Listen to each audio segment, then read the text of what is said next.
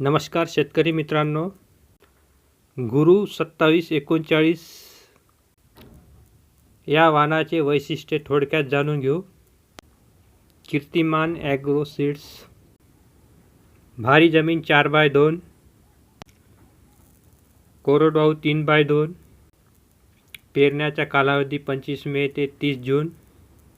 30 जूनच्या नंतर पेरणी केल्यास उत्पन्नात घट येऊ शकते. पिकाची कालावधी 140 ते 150 दिवस. झाडाचा प्रकार मध्यम खुला.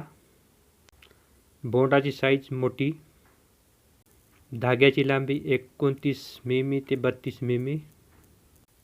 4x2 रोपाची संख्या 5245. 3x2 रोपाची संख्या 10890.